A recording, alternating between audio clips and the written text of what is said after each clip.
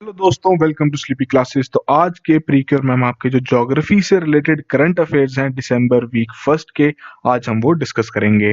तो शुरू करने से पहले हमेशा की तरह इंडेक्स देख लेते हैं आज के टॉपिक्स का। सबसे पहले हम बात करेंगे जो चाइना की प्लानिंग चल रही है एक मेजर डैम बनाने की, और ब्रह्मपुत्रा, क्या उसके इम्प्लीकेशंस होंगे इंडिया के लिए। तो ये आपका प्री और मेंस पॉइंट ऑफ व्यू से दोनों से ही इंपॉर्टेंट है। ठीक है जी। दूसरा हम बात करेंगे बांग्लादेश ने जो रोहिंग्या जो रेफ्यूजीज हैं उनकी रीलोकेशन शुरू कर दी है डिस्पाइट ह्यूमन राइट्स कंसर्न्स। तो इसके बारे में हम बात करेंगे। थर्ड हम बात करेंगे जो रिसेंटली ही वोल्केनिक इरप्शन हुआ है इन इंडोनेशियाज माउंट इलाई लेवतलॉक। ठीक है जी। सेकंड लास्ट टॉपिक होगा हमारा आज का draft national policy for flying drone से रिलेटेड की जो सरकार है उन्होंने पब्लिक ओपिनियंस इनवाइट किए हैं इस पॉलिसी से रिलेटेड। और लास्ट में हम बात करेंगे क्यों आपका जो साइक्लोन बुरेवी है वो इतना स्ट्रांग नहीं है एज कम्पेयर टू साइक्लोन निवार। ठीक है जी। सो ये आज के हमारे 5 टॉपिक्स हैं। आइए शुरू करते हैं पहले टॉपिक के साथ। पहले टॉपिक में बात करते हैं चाइना ने जो प्लानिंग कर रहे हैं एक मेजर डैम बनाने की ब्रह्मपुत्रा रिवर पर। तो ये जो प्रपोजल रखा गया है बेसिकली जो उनका 14th 5 ईयर प्लान है उसके अकॉर्डिंग रखा गया है, और इसकी इम्प्लीमेंटेशन नेक्स्ट ईयर से शुरू करने की बात की जा रही है। तो बेसिकली चाइना चाहता है कि जो उनके हाइड्रो पावर रिसोर्सेज हैं in the downstream of Yarlung Zangbo river वो उसे एक्सप्लॉइट करें। ये ब्रह्मपुत्रा का तिब्बतियन नेम है। ठीक है जी। तो हालांकि जो भारतीय सरकार है उन्होंने काफी कंसर्न्स दिखाए हैं, काफी बार चाइनीज अथॉरिटीज को आगाह किया है कि वो किसी भी तरीके की एक्टिविटी कर रहे हैं अपस्ट्रीम स्टेट्स में तो उसका जो उनके डाउनस्ट्रीम स्टेट्स हैं उन पर किसी तरीके का कोई असर नहीं पड़ना चाहिए, कोई हार्म नहीं होना चाहिए। ठीक है जी। तो ये जो 60 million kilowatt hour hydro power का जो प्रोजेक्ट है इसके चलते चाइना को 300 billion kilowatt hour of clean renewable and zero carbon electricity provide की जाएगी एनुअली। ठीक है जी। तो जो चाइना का गोल है of reaching a carbon emission peak before 2030 and carbon neutrality in 2060, तो उसमें काफी बड़ा ये सिग्निफिकेंट स्टेप है। तो इससे पहले चाइना और इंडिया ने कुछ एस्टैब्लिश किए थे expert level mechanism in 2006 to discuss various issues related to trans border rivers. But अब ये प्रोजेक्ट प्रपोज कर दिया गया है तो इसके इंडिया पर क्या कंसर्न्स पड़ेंगे हम थोड़ा वो देखते हैं। सबसे पहली बात कि इतना बड़ा कंसर्न क्यों है इंडिया के लिए, क्योंकि कोई बायलैटरल या मल्टीलेटरल ट्रीटीज नहीं है वाटर शेयरिंग पे बिटवीन इंडिया एंड चाइना। ठीक है जी। तो चाइना ये मानती है कि अगर वो डैम बिल्ड कर देगी ब्रह्मपुत्रा पे तो वो उनके लिए काफी इजी हो जाएगा अपना क्लेम एस्टैब्लिश करने में इन अरुणाचल प्रदेश। और इंडिया का इसमें यह मानना है कि जो चाइनीज प्रोजेक्ट्स हैं इनके चलते जो रिवर फ्लो है इंडियन स्टेट्स में वो काफी कम हो जाएगा। इसमें जो डैम्स बनेंगे, कैनाल्स बनेंगे, इरिगेशन सिस्टम्स तैयार किए जाएंगे, सो चाइना इसे किसी भी वॉर के दौरान एज अ पॉलिटिकल वेपन भी यूज कर सकता है। अब इसमें एक और दिक्कत क्या है कि चाइनीज जो अथॉरिटीज हैं वो हाइड्रोलॉजिकल डेटा भी प्रोवाइड नहीं करते हैं। ठीक है जी। क्योंकि जो इंडियन स्टेट्स है जहां पर रिवर से फ्लो कर रही है वहां पर फ्लो काफी ज्यादा हाई होता है, तो हाइड्रोलॉजिकल डेटा की इंपॉर्टेंस बहुत ज्यादा है इंडियन स्टेट्स के लिए। और चाइना की ऐसी प्लानिंग्स भी चल रही हैं कि जो यारलुंग जांगबो रिवर है उसकी रीराउटिंग कर दी जाए टुवर्ड्स नॉर्थ। हालांकि ये जो प्लान्स है चाइना ओपनली डिस्कस नहीं करता, बट अगर ऐसी कोई एक्टिविटी वो कैरी आउट करते हैं तो उसके काफी ज्यादा हैवी इंप्लीकेशंस होंगे इंडिया के नॉर्थ ईस्टर्न स्टेट्स पर और बांग्लादेश पर भी। ठीक है जी। या तो फ्लड्स आ सकते हैं या जो वाटर फ्लो है वो बिल्कुल ही रिड्यूस हो जाएगा। तो इंडिया ने काफी बार कंप्लेंट किया है चाइना को regarding their hydro power projects on Brahmaputra. तो इसी के चलते इंडिया और चाइना ने 2 पैक्ट साइन किए थे 2008 और 2010 में। ठीक है जी। जिसके चलते जो हाइड्रोलॉजिकल स्टेशंस एस्टैब्लिश्ड हैं तिब्बत में, तो इंडिया वो डेटा वहां से कलेक्ट कर सकता है regarding water levels and rainfall twice a day from June 1 to October 15। ठीक है जी। तो 2001 में भी एक ऐसा इंसिडेंट हो चुका है कि जो आर्टिफिशियल डैम एक जो चाइनीज गवर्नमेंट ने वहां एस्टैब्लिश किया था वो कोलैप्स कर गया था तिब्बत एरिया में, जिसके चलते काफी नुकसान सहना पड़ा था अरुणाचल प्रदेश को। तो इस तरीके के इंसिडेंट्स होने की और भी ज्यादा पॉसिबिलिटी है। तो अगर ऐसे इंसिडेंट्स होते रहेंगे तो आपस में क्लैशेस भी बढ़ते जाएंगे और कब क्लैशेस आपके मेजर वॉर में चेंज हो जाए की काफी ज्यादा पॉसिबिलिटी रहती है। तो ऐसा ही एक प्रोजेक्ट है लालो प्रोजेक्ट जो कि एस्टैब्लिश किया जा रहा है ऑन साइबुकू रिवर इन साइगस, जो कि आपका सिक्किम के काफी क्लोज एरिया है। ठीक है जी। ये वही एरिया है जहां पर चाइना अपनी जो रेलवे लाइन है वो एक्सटेंड करना चाहता है टुवर्ड्स नेपाल। तो चाइना का जो पहला डैम था in the upper reaches of Brahmaputra वो सबसे पहले बनाया गया था जांगमू एरिया में, जो कि 2010 में बनाया गया था। इसके अलावा भी 3 और डैम्स हैं, ताकू, जियाचा, जैक्सू, जो कि अभी अंडर कंस्ट्रक्शन है। जो जैम हाइड्रो पावर स्टेशन था जो कि सबसे बड़ा है तिब्बत में, उसका इनॉग्रेशन किया था चाइनीज सरकार ने। और ये अभी तक का सबसे बड़ा डैम है आपका ब्रह्मपुत्रा पे। यहाँ पर आप देख सकते हैं कि ये जो आपकी जायबुकू रिवर है, ये बेसिकली जो एक ट्रिब्यूटरी हम कह सकते हैं ब्रह्मपुत्रा की, तो ब्लॉक कर दी गई थी जब ये लाहलो हाइडल प्रोजेक्ट तैयार करना शुरू कर दिया था वहां पे। ठीक है जी। तो इसके अलावा भी आप बाकी प्रोजेक्ट्स देख सकते हैं। ये आपका जैम प्रोजेक्ट यहाँ पर आ गया। ये आपके 3 प्रोजेक्ट्स जो अंडर कंस्ट्रक्शन है वो चले हुए हैं। ठीक है जी। जांगमू वाला प्रोजेक्ट आपका यहाँ आ गया। तो इसी तरीके से इनकी ये प्रपोजल है। तो हम देख सकते हैं काफी number of projects along the Brahmaputra China बना रहा है। उसके काफी हैवी इंप्लीकेशंस हो सकते हैं। सबसे पहला जो स्टेट फेस करने वाला है इन हैवी इंप्लीकेशंस को, वो आपका अरुणाचल प्रदेश ही होगा यहाँ पे। सो एक बेटर बायलेटरल डायलॉग की जरूरत है यहाँ पे, ताकि ये जो इश्यूज हैं इन्हें अच्छे से रिजॉल्व किया जा सके। ठीक है जी। ताकि एक सस्टेनेबल तरीके से अगर वो हाइड्रो पावर एक्सप्लॉइट करना चाहते हैं तो वो भी करें, बट सारे सेफ्टी मेजर्स लिए जा सके, इंटरनेशनल ऑर्गेनाइजेशंस इन्वॉल्व हुए इसमें। तो यही एक आइडियल वे है इन तरीके के प्रोजेक्ट्स में जो कि फॉलो की जा सकती है। ठीक है जी। तो सेकंड टॉपिक में हम बात करते हैं, जो बांग्लादेश अथॉरिटीज है उन्होंने रोहिंग्या रेफ्यूजीज की रीलोकेशन शुरू कर दी है to an isolated island despite calls by human right groups की इस प्रोसेस को रोक देना चाहिए।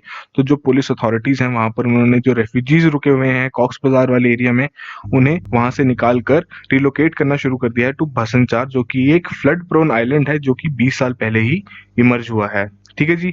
तो बांग्लादेश अथॉरिटीज का ये कहना है कि रीलोकेशन के चलते जो ओवर क्राउडिंग हो रही है in the camps of Cox's Bazar, उसे थोड़ी राहत मिलेगी, क्योंकि वहां पर अप्रोक्सीमेटली अभी 1 मिलियन रेफ्यूजीज से ज्यादा रुके हुए हैं। यूनाइटेड नेशंस ने भी इस पर टिप्पणी दी है कि किसी भी प्रकार की रीलोकेशन से पहले एक कॉम्प्रिहेंसिव टेक्निकल प्रोटेक्शन असेसमेंट होना बहुत जरूरी है उस आइसोलेटेड आइलैंड की।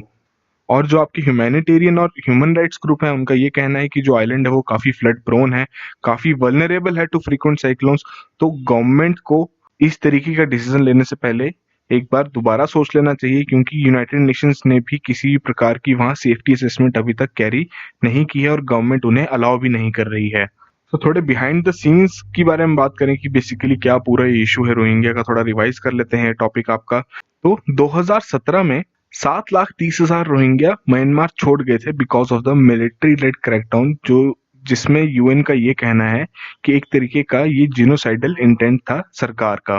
ठीक है जी। तो म्यांमार सरकार ने तो इस तरीके की किसी भी जिनोसाइड के बारे में डिनाई कर दिया है और उन्होंने यही कहा है कि जो वहां की फोर्सेस थी वो बस उन्हीं लोगों पे टारगेट कर रहे थे, उन्हीं रोहिंग्या रेबल्स पे टारगेट कर रहे थे जो पुलिस पोस्ट पर अटैक कर रहे थे। तो रोहिंग्या बेसिकली आपका क्या है, एक एथनिक ग्रुप है which largely comprises of Muslims who predominantly live in western Myanmar province of Rakhine. ठीक है जी। सो उनका जो डायलेक्ट है, जो बोलने का तरीका है वो काफी बंगाली है। तो इसी तरीके से काफी उन्हें एक तरीके से डिस्क्रिमिनेशन फेस करनी पड़ती है, बिकॉज जो म्यांमार के बाकी जनता है वो वहां पे बर्मीज लैंग्वेज बोलते हैं। हालांकि जो रोहिंग्याज हैं वो काफी सदियों से वहां रह रहे हैं म्यांमार में, बट म्यांमार का ये मानना है कि ये कुछ माइग्रेंट्स हैं जो कि म्यांमार आ गए थे ड्यूरिंग द कॉलोनियल रूल, और इसी के चलते उन्होंने रोहिंग्यास को फुल सिटीजनशिप भी अभी तक ग्रांट नहीं की है। तो जो 1982 का जो बर्मी सिटीजनशिप लॉ है उसके चलते ये कहा गया है कि अगर कोई रोहिंग्या को एलिजिबल करना है सिटीजनशिप के लिए, खुद को एलिजिबल करना है, तो उसमें उन्हें एक प्रूफ प्रोवाइड करना पड़ेगा कि उनके एंसेस्टर्स म्यांमार में 1823 से पहले रह रहे थे। तो उस दौरान की बात, कोई डॉक्यूमेंटेशन नहीं होती थी, इतने कागज नहीं होते थे कि किस तरीके से प्रूफ कर सकें। तो बहुत ही मुश्किल होगा कहना है कि कोई भी रोहिंग्या इस चीज को प्रूफ कर पाएगा। इसीलिए उन्हें क्लासिफाई कर दिया गया है एज अ रेजिडेंट फॉरेनर्स या फिर एसोसिएट सिटीजन्स। हालांकि अगर उनमें से कोई एक जो उनका पेरेंट है वो म्यांमार सिटीजन ही क्यों ना हो, और इसी के चलते उन्हें किसी भी सिविल सर्विस का पार्ट भी नहीं होने दिया जाता। ठीक है जी। और जो उनकी मूवमेंट्स हैं वो भी राखीन स्टेट के अंदर ही कन्फाइंड थी, और 2017 के बाद इनकी जो माइग्रेशन शुरू होगी towards Bangladesh and north eastern states of India. ठीक है जी। तो हम मैप में यहाँ देख सकते हैं इजिली कि आपका ये है आपका भसनचार वाला आइलैंड, जिसके बारे में बात की जा रही है कि यहाँ पे रिलोकेट किया जाएगा इन रेफ्यूजीज को। तो हालांकि ये काफी फ्लड प्रोन है, काफी इसमें वल्नरेबल है ये टू फ्रीक्वेंट साइक्लोन्स। तो जैसे कि आप यहाँ देख सकते हैं ये आपका राखीन स्टेट है म्यांमार का, यहीं से ही आपकी माइग्रेशन शुरू हुई थी टुवर्ड्स कॉक्स बाजार, जहां पर आपके काफी ज्यादा रोहिंग्या रुके हुए हैं।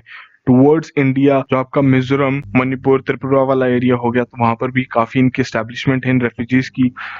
ठीक है जी। तो ये जो इशू है, ह्यूमैनिटेरियन इशू है, इसको जल्द से जल्द रिजॉल्व करना काफ़ी ज़रूरी है। इंटरनेशनल फैक्टर्स का इसमें इन्वॉल्व होना काफ़ी ज़्यादा ज़रूरी है, ठीक है जी।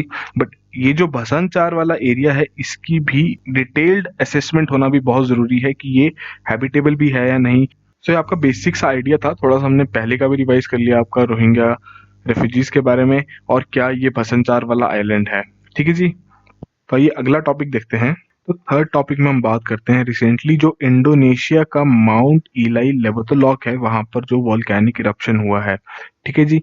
तो इस इरप्शन के चलते 1.2 माइल नोगो जोन है क्रेटर के अराउंड, उसे एक्सपैंड कर दिया गया है टू 2.5 माइल्स, ठीक है जी। तो Indonesia basically it is home to about 130 active volcanoes due to its position on the Ring of fire.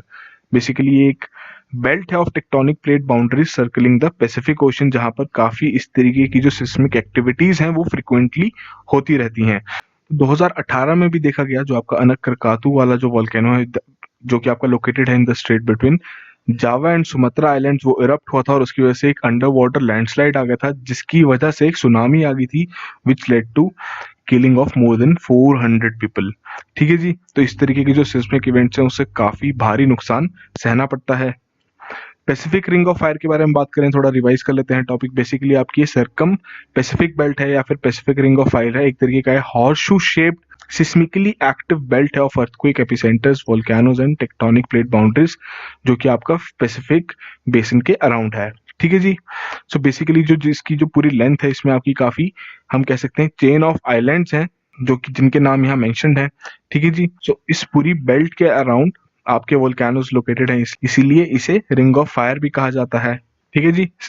Facts के बारे में बात करें तो ये जो मेजॉरिटी ऑफ अर्थक्वेक्स हैं और अप्रोक्सीमेटली 75% ऑफ वर्ल्ड वॉल्केनोज हैं वो आपके इसी रिंग ऑफ फायर के अराउंड अकर करते हैं, ठीक है जी। तो यहाँ आप मैप में देख सकते हैं ये आपकी पूरी पैसिफिक रिंग ऑफ फायर है। जितनी भी आपकी ये जो बाउंड्रीज हैं ये कन्वर्जिंग प्लेट बाउंड्रीज हैं, ठीक है जी। वोल्केनोस के बारे में बात करें तो एक तरीके से वोल्केनो आपका तब इरप्ट होता है कि जब जो मोल्टन रॉक है, जिसे हम मैग्मा भी कहते हैं, वो आपका सरफेस तक पहुंच जाता है, ठीक है जी। तो आपका मैग्मा कहाँ बनता है? काफी सिंपल सा क्वेश्चन है। अर्थ का जो मेंटल है जब वो मेल्ट करता है तब आपका मैग्मा तैयार होता है, ठीक है जी। मैग्मा आपका तैयार कहाँ होगा, उसकी लोकेशन क्या होगी? जहां पर आपकी जो टेक्टोनिक प्लेट्स हैं आइदर दे आर पुलिंग अपॉट और one plate is push down under another, ठीक है जी। सो मैग्मा आपका काफी लाइटर होता है रॉक से, जिसके चलते ये अर्थ सरफेस की तरफ राइज करता है। और जब आपका ये राइज कर रहा होता है मैग्मा, तो एक बबल ऑफ गैस भी एक फॉर्म हो जाता है इनसाइड इट। सो जो आपका रनिंग मैग्मा होता है basically that erupts through the openings और vents in the earth crust before flowing on to its surface as lava, ठीक है जी। सो आपका जो मैग्मा है वो काफी थिक होता है। एक्सप्लोजन का रीजन हम बता रहे हैं कि क्यों एक्सप्लोजन होता है। तो जो आपका मैग्मा होगा वो काफी थिक होगा, तो जो गैस बबल्स होंगे वो इजिली एस्केप नहीं कर पाएंगे, जिसकी वजह से जो प्रेशर है वो बढ़ता जाएगा, ठीक है जी।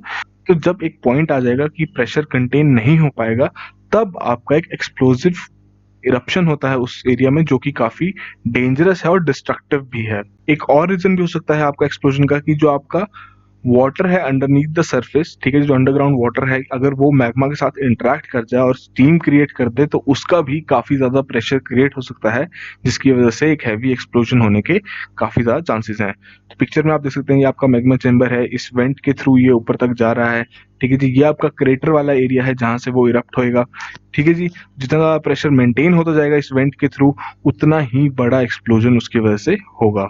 सो बेसिक्स आइडिया था आपका related to Pacific Ring of Fire, volcanoes. आज के सेकंड लास्ट टॉपिक में हम बात करते हैं draft national policy for flying drones के बारे में। तो सरकार है और जो कंसर्न मिनिस्ट्री है उन्होंने पब्लिक कमेंट्स इनवाइट किए हैं from stakeholders on this policy, ठीक है जी। सो बेसिकली ये जो पॉलिसी है इसका मेन ऑब्जेक्टिव यही है, पहली बात तो to cover flight planning capabilities and authorisation, ठीक है जी। साथ के साथ ये real time situation awareness, weather and terrain data भी ऑफर करेगी और ये हेल्प करेगी to manage unmanned aircraft system traffic. तो ये जो पॉलिसी तैयार की गई है बेसिक सा, अगर हम इसके ऑब्जेक्टिव के बारे में बात करें तो यही है कि जो ड्रोन्स का यूज किया जा सके to fly alongside manned aircraft, की जब आपके मैन्ड एयरक्राफ्ट एयर स्पेस में है तो उस एयर स्पेस में आपके ड्रोन्स भी हो सकें और प्रॉपरली ये जो पूरा ट्रैफिक मैनेजमेंट है इसे अच्छे से भी मैनेज किया जा सके। ये जो यूटीएम सिस्टम्स हैं आपके unmanned aircraft system traffic management, इसकी ज़रूरत अभी इसलिए फील हो रही है क्योंकि अगर ड्रोन्स को मैन्ड एयरक्राफ्ट के along at the same time दोनों चीज़ें एयर स्पेस में होगी तो काफ़ी high levels of aviation safety वहाँ मेंटेन करने की ज़रूरत है। ठीक है जी, अगर वो नहीं करेंगे और ड्रोन्स को इंटीग्रेट कर देंगे in the current air traffic management system तो वो काफ़ी कॉम्प्लेक्स हो जाएगा और काफ़ी ज़्यादा एक्सपेंसिव भी हो जाएगा। ठीक है जी, तो काफ़ी ऐसे इंस्टेंसेस हुए हैं जहाँ ये देखा गया है कि ड्रोन्स आपके स्पॉट किए गए हैं जब कोई भी फ्लाइट टेक ऑफ कर रही है, लैंड कर रही है, जिसकी वजह से जो काफ़ी बिजी एयरपोर्ट्स हैं उनके जो ऑपरेशंस हैं वो भी इफेक्ट हुए हैं। ठीक है जी, ऐसे ही कुछ इंसिडेंट्स आपके लंदन एयरपोर्ट पे भी हुए थे, हीथ्रो एयरपोर्ट पे। ठीक है जी, तो इंडिया में ऑलरेडी ही ड्रोन्स काफ़ी यूज़ किए जा रहे हैं बाय वेरियस इंस्टीट्यूशंस, जिसमें आपकी पुलिस भी आती है। जब हमने देखा था न्यूज़ में भी आया था आपका कि police with the help of drone से इंश्योर कर रहे थे कि जो लॉकडाउन के रूल्स हैं वो इम्प्लीमेंट किए जा रहे हैं ड्यूरिंग द कोविड पेंडेमिक। तो नवंबर में जो Ministry of Civil Aviation and Directorate of General of Civil Aviation है, उन्होंने कंडीशनल एग्जेम्पशन ग्रांट की थी to the International Crop Research Institutes in Hyderabad ताकि वो ड्रोन्स डिप्लॉय कर सकें फॉर एग्रीकल्चरल रिसर्च एक्टिविटीज। तो ये जो हमारी प्रपोज्ड पॉलिसी है ये आपके जो नेसेसरी लेवल्स हैं एविएशन सिस्टम के सिर्फ उन्हें ही पूरा नहीं करेंगे बट साथ के साथ ड्रोन्स को इंटीग्रेट भी करेंगे current air traffic management system में, और इस तरीके से ड्रोन्स को हम वेरियस एक्टिविटीज में भी हम यूज कर सकते हैं। ठीक है जी, तो जो जो भी इसके मेन फीचर्स हैं इस पॉलिसी के आप जरूर उसको जाके पढ़िए, काफी इंपॉर्टेंट है आपके लिए वो भी। तो आज के लास्ट टॉपिक में हम बात करें कि साइक्लोन बुरेवी बेसिकली इतना स्ट्रांग नहीं है एज कम्पेयर टू साइक्लोन निवार। जो यहाँ डेटा मेंशन है थोड़ा ये 1-2 दिन पहले का है, और हमें पता ही है कि cyclone Burevi has made a landfall. काफी जो तमिलनाडु केरला वाले जो एरियाज हैं वहां पर इफेक्ट पड़ा है इसका, बट इतना ज्यादा इफेक्ट नहीं है, तो हम थोड़ा उसी को डिस्कस करेंगे यहाँ पर। ठीक है जी, तो जो इंडियन मेटेरोलॉजिकल डिपार्टमेंट है उन्होंने काफी हैवी रेन्स के लिए वार्निंग दी थी तमिलनाडु और केरला को। तो बेसिकली जो आपका साइक्लोनिक स्टॉर्म था Burevi, it was expected to first cross Sri Lankan coast. ठीक है जी, उसके बाद it will trace a west north westwards track जिसके चलते it will reach gulf of Mannar जो कि काफी क्लोज है to Indian mainland southern most tip. ठीक है जी, सो मेट्रोलॉजिकल डिपार्टमेंट का ये मानना है कि जो बुरेवी स्टॉर्म है it will be a form of cyclonic storm, मतलब उसकी जो विंड स्पीड होगी वो आपकी 78 टू 80 किलोमीटर पर आवर होगी। ठीक है जी, मतलब उसे कैटेगराइज कर दिया गया है। अब बात करें कि जो आपका साइक्लोन बुरेवी है वो साइक्लोन निवार के इतना स्ट्रॉन्ग क्यों नहीं है। ठीक है जी, क्योंकि जो आपका साइक्लोन निवार था which was developed in Bay of Bengal, उसकी विंड स्पीड्स अगर हम बात करें तो 89 टू 117 किलोमीटर पर आवर थी, और उसी के चलते काफी अनस्टेबल सी कंडीशंस हैं अभी भी in the south west region of Bay of Bengal, और इसीलिए जो ओवरऑल सी कंडीशंस हैं वो भी आपकी डिस्टर्ब्ड ही हैं।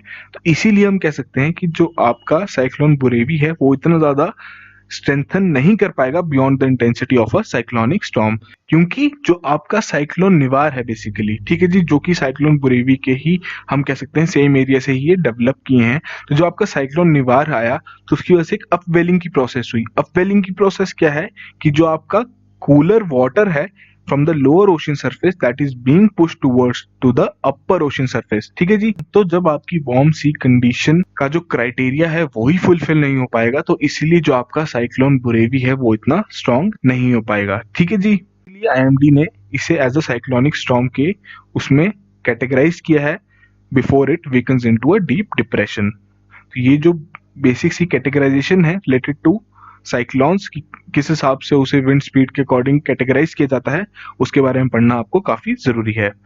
तो आज के हमारे 5 टॉपिक्स यहीं खत्म होते हैं। आई होप आपने यहाँ आज कुछ जरूर सीखा हो। जितना भी हमने आज पढ़ा है आप उसको जरूर अपने नोट्स में उतारिए, जो उसके बारे में एक्स्ट्रा पढ़ना है तो एक्स्ट्रा भी पढ़िए। ठीक है जी, जाने से पहले एक पीस ऑफ इन्फॉर्मेशन आप सभी के लिए जो 2021 के लिए प्रिपेयर कर रहे हैं कि हमारा जो मेंस आंसर राइटिंग का जो बैच है वो स्टार्ट हो गया है आज से ही, और सिर्फ 50 सीट्स अवेलेबल हैं। डेली इसमें आपको एक क्वेश्चन प्रोवाइड किया जाएगा जिस पर आपको आंसर लिखना है। ये आपका हर दिन नए सब्जेक्ट से रिलेटेड होगा। तो बेसिक सा आइडिया इस प्लान का यही रहता है कि आपको एक शेड्यूल मिले जिसके अकॉर्डिंग आप स्टिक रहें और आपकी जो प्रिपरेशन है वो कंसिस्टेंट रहे। ठीक है जी, बाकी की डिटेल्स हमारी वेबसाइट पर मेंशन है। आप हमारे ऑफिस के नंबर पे भी कॉल कर सकते हैं during working hours. So that will be all the very best.